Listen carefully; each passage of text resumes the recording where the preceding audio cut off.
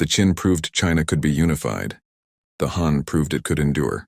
After the Qin collapse, China faced a familiar danger: revert to chaos or soften the system without breaking it.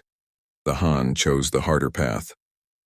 They kept Qin's centralized structure, laws, bureaucracy, standardization, but stripped away the constant terror. This wasn't idealism. It was strategy. The Han understood something Qin never did. You can force obedience, you cannot force loyalty. So they changed how power worked. Confucian ideas returned, not as philosophy debates, but as governing glue. Officials were expected to rule morally. Emperors were judged by stability, not spectacle. Ritual mattered again. Education mattered. Merit started to matter more than blood. Fear was replaced with predictability, and predictability builds trust. The bureaucracy expanded, but it also professionalized. Officials became career administrators. Records improved.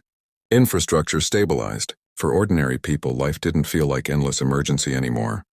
That's why the Han lasted. They didn't reject Qin's machine. They humanized it. Here's the line that matters. Qin built the engine.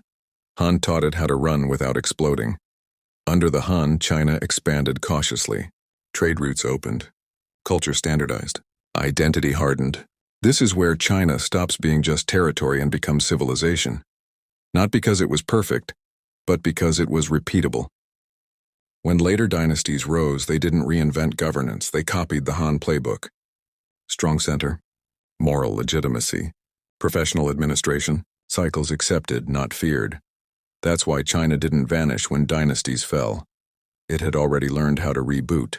In the next episode, we'll step back and look at why the Han model became China's default, and how later dynasties repeated, and sometimes broke, this balance. If you enjoyed this trip down the rabbit hole, don't forget to like, share, and subscribe to Smart History for Dumb Times.